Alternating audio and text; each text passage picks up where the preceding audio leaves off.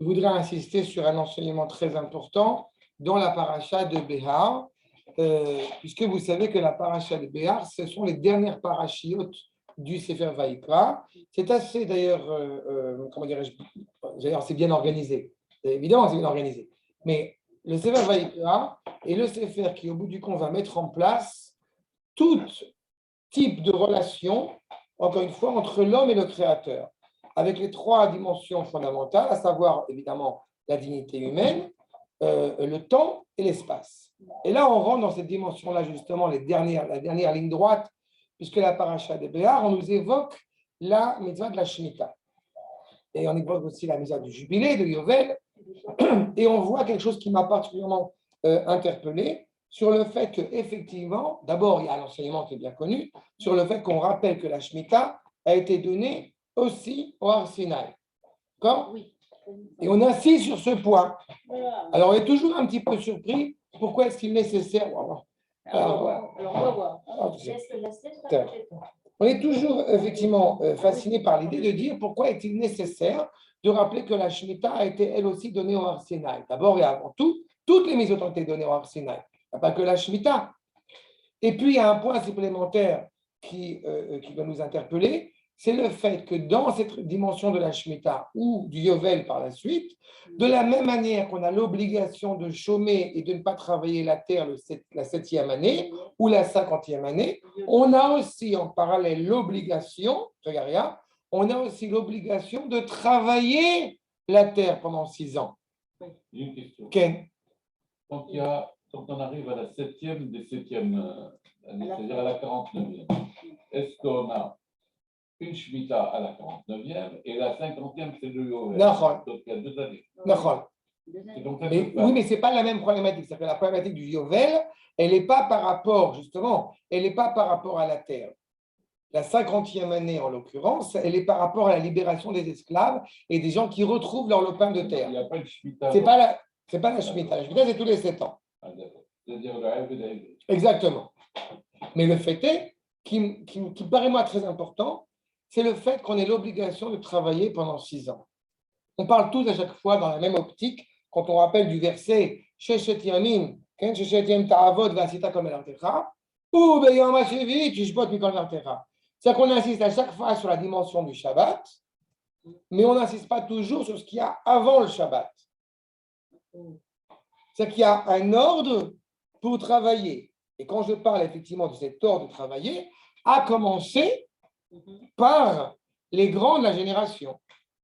Justement, puisqu'il y a une mitzvah qui a été donnée au Har Sinaï de travailler la terre pendant 6 ans, on devrait s'attendre à ce que justement, eh bien, on s'empresse d'aller le faire. On ne va pas aller chercher au bout du compte un shaliach pour faire la mission qui est la mienne. Je dois aller travailler. Et je prends l'exemple bien connu de Boaz.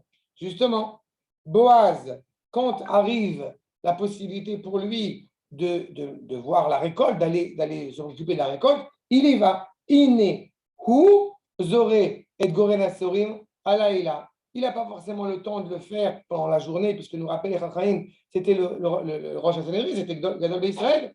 Donc, il n'a pas forcément le loisir de pouvoir œuvrer à travailler la terre pendant la journée. Il va y aller pendant la nuit.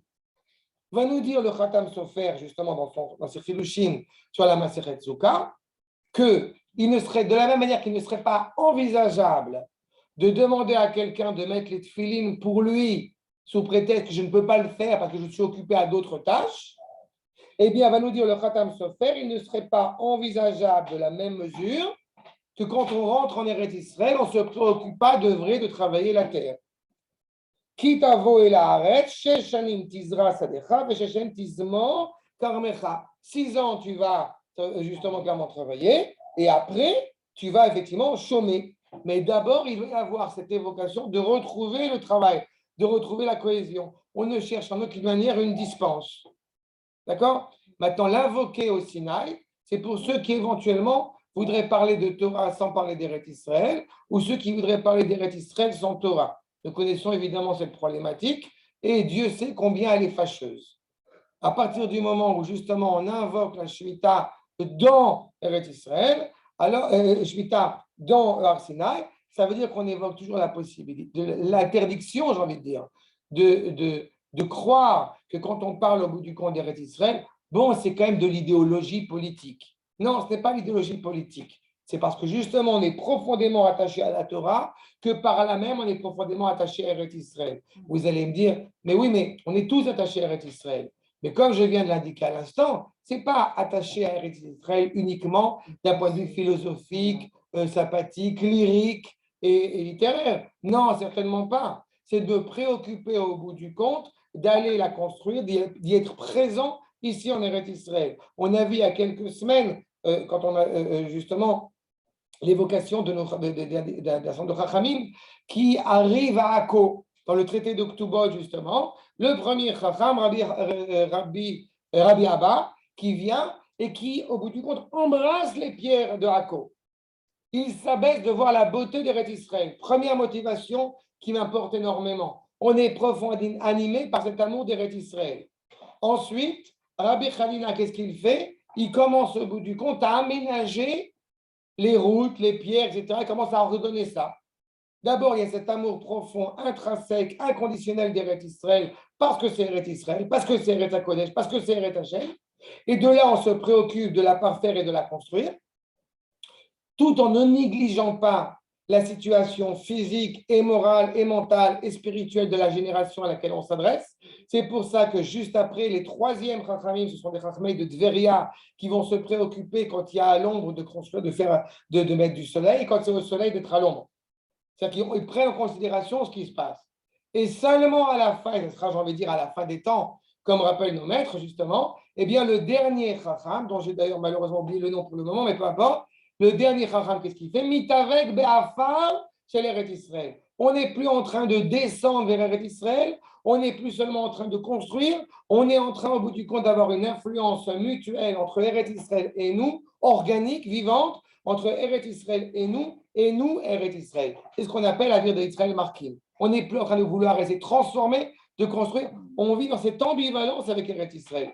Donc, il était fondamental que la mitzvah de Shemitah, justement, elle apparaisse au Sinaï, pour que l'on comprenne bien qu'il ne peut pas y avoir de fin à la honte de l'Égypte tant que nous ne sommes pas rentrés en Eretz Israël. C'est ce que dira Yoshua. Au moment où Yoshua va s'occuper de conquérir Eretz Israël, il y a, sauf Cherpat Mitzrayim, la honte, le Chilul Hashem de l'Égypte qui a fait qu'au bout du compte, au lieu de rentrer en Eretz Israël, malheureusement, on arrête dans le désert pendant 40 ans. D'accord? Ça, c'était le petit point sur la paracha qui me paraissait important de soulever. Comme tu dis, l'intermezzo. Question sur la